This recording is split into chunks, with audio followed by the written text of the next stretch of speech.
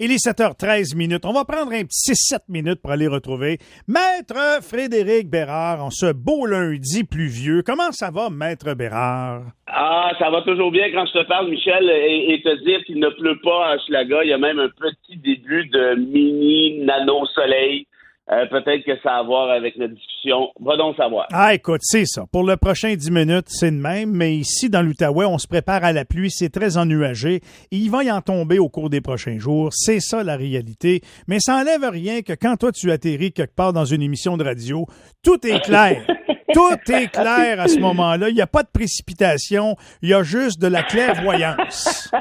Ben écoute, c'est bien gentil. Fais attention, je pourrais te tomber une trolley de graisse à la tête. Écoute, essaye donc d'éclairer les parents du Québec qui ont des enfants qui vont à l'école, puis pour les prochains, les futurs également, puis pour les plus vieux, qu'est-ce qui se passe avec notre système d'éducation? Monsieur Roberge a présenté dimanche les grandes lignes d'un nouveau cours Culture et citoyenneté québécoise. Ça va remplacer celui d'éthique et culture religieuse dans tout le réseau scolaire du Québec à partir de 2023.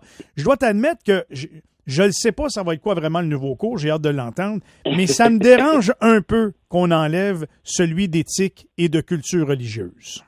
Eh bien, écoute, on va être d'accord. Jean-François Roberge, on s'entend qu'il a un mandat absolument pitoyable à l'éducation, et je pèse mes mots, hein. Ça, c'est celui qui a dit aux écoles, ils avaient juste à ouvrir vos fenêtres, hein, en pleine pandémie comme ça, là, plutôt que penser à des systèmes de ventilation adéquats, ouvrez vos fenêtres.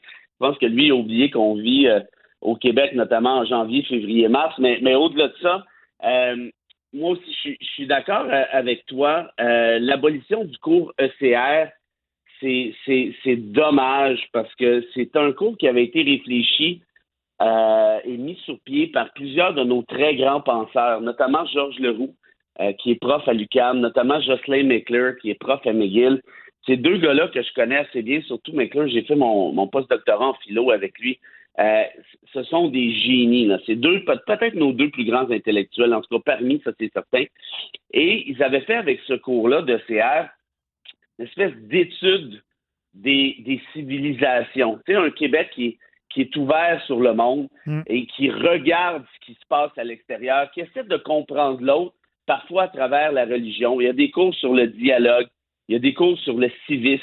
Et moi, j'ai assisté à un de ces cours-là, à un de mes amis, Normand Quévillon, à Mont-Laurier, qui l'enseignait à la polyvalente là-bas. Écoute, et c'était fantastique. Les étudiants faisaient des tableaux de telle civilisation, de telle culture religieuse et autres, qui vient de où, quand, comment, et ainsi de suite. Et là, Robert, j'ai décidé de mettre la hache là-dedans pour remplacer ça par un truc de on va se regarder le nombril, puis on va se baigner dans Melasse, sinon dans le sirop d'érable, en chantant des rigodons. Et rappelle-toi ce que Geneviève Guilbeault avait dit elle-même. Elle dit ça va être un cours un peu chauvin. Le mot chauvin, là, c'est tu vas voir dans le dictionnaire, Legault aime ça, le dictionnaire, là. C'est le nationalisme agressif. C'est ça que ça veut dire, chauvin. Agressif et exclusif. Or, évidemment, Geneviève Guilbeault, il ne faut pas trop se fier à elle, là, côté comment je dirais, vocabulaire, mais reste que ce que Roberge a présenté, c'est certainement moins pire que ce qu'on pouvait s'attendre après ce que Guilbeault nous avait dit, mais il y aura le volet très, très québécois centriste, notre nombril, nous autres, ce qui n'est pas la fin du monde en soi, hein, c'est correct qu'on pense à nous, sauf qu'on a déjà d'autres cours pour ça. Hein. Tu as déjà, par exemple, l'histoire du Québec et ainsi de suite. Donc, s'il y avait eu quelque chose d'un petit peu plus nuancé, d'un petit peu plus ouvert, moi, j'aurais été d'accord. Là, j'ai l'impression que ça va être quand même relativement fermé essentiellement. Moi, là, je vais te faire une confidence, Frédéric. Ah oui, donc? J'ai étudié au secondaire dans un collège apostolique, ici, le collège apostolique Saint-Alexandre. Mm-hmm. Et j'avais le choix, là, l'enseignement moral à l'époque ou l'enseignement religieux. J'ai pris l'enseignement moral, puis j'ai pris l'enseignement religieux également. Et ce que je trouve de plate, c'est qu'à cette époque-là, on s'est concentré peut-être davantage sur, oui, la moralité avec les grandes thèses de la société, puis sinon, l'enseignement religieux catholique. Mais on dirait que j'ai eu un manque dans mon apprentissage quant aux autres religions. Qui dit quoi sur la planète Terre, puis où? Mais ça, là, c'est par la suite que j'ai été obligé, par ma job, par mon sens, par ma curiosité, de m'informer des grandes lignes de qui pense quoi, qui croit quoi, qui agit comment, quelles sont les cultures. Et je trouve que c'est tellement important de nos jours qu'on ne perde pas ça, de savoir qui on est puis qui sont les autres autour de nous. Ben, écoute, chapeau, mon ami, puis on est d'accord à 1 million de milles à l'heure encore ici, parce que le cours de CR, c'est exactement ça. Et tu vois, c'est ça qu'on balance à la poubelle aujourd'hui. Et je trouve ça dommage, parce que l'espèce de... Et là, que les auditeurs et les auditrices me comprennent bien, là, j'ai pas objection à ce qu'on parle de nous, à ce qu'on se regarde entre nous, à ce qu'on se vante nous-mêmes. C'est correct, mais il me semble qu'on le fait déjà beaucoup, ça. Et ce que tu viens de dire, pour moi, c'était le seul cours que je n'ai pas dû, hein, par ailleurs. Là, je suis ni plus ni moins ton âge. Puis moi aussi, ça a été la même chose. J'ai fait les cours de catéchisme pendant tout mon primaire.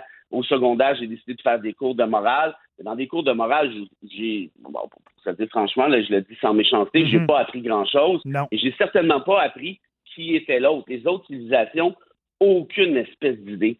Or, donc, c'est un peu ça qui est plat. Ceci dit, on va essayer de voir le côté positif. Il y a des volets intéressants que j'avais moi-même suggérés, comme par exemple l'initiation aux institutions démocratiques et judiciaires.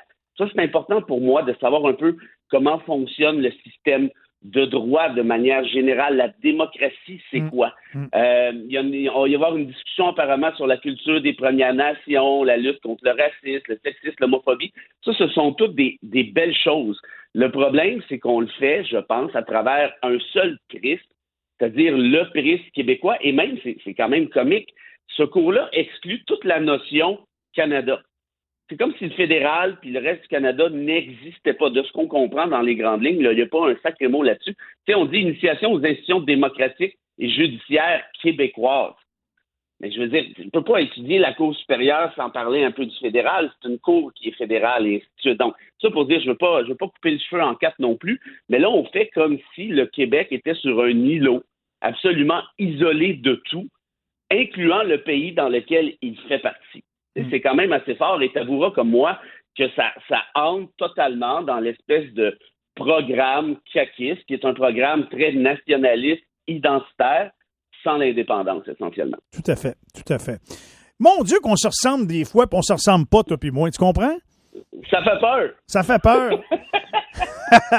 Je te souhaite une bonne semaine. Je serai pas là jeudi, Frédéric. Arrête donc. Ben non, je pars pour la chasse demain matin avec mon ami Bob et on va passer une petite semaine ensemble dans la forêt. Ça va faire du bien. On va se ressourcer un peu. Mais là, tu me fais moi plaisir, là. Profite-en. Puis deuxièmement, j'ai oublié de te demander le nom de ton beagle. C'est quoi, au fait? C'est Reggie, son nom. Reggie. Pas comme dans Dunlop. Exact! Wow! OK, bon, ben, respect, salut à Bob et surtout salut à Reggie. Hey, salut mon frère, on se retrouve la semaine prochaine. OK. Avec grand plaisir. Salut tout le monde. Bye-bye. Bon, on sent que je l'aime, ce gars-là. 7h22, on s'arrête là-dessus. Dans quelques instants, on va revenir sur toute l'histoire du dépotoir du site Cook, l'ex-dépotoir du site Cook. On va en parler avec le porte-parole de l'Association des résidents Cook-Elmer-Nord et Alain Tremblay réside juste à côté du dépotoir. Puis si vous pensez que les histoires dont on parle cette année sont nouvelles, détrompez-vous. Manquez pas ça. Restez là.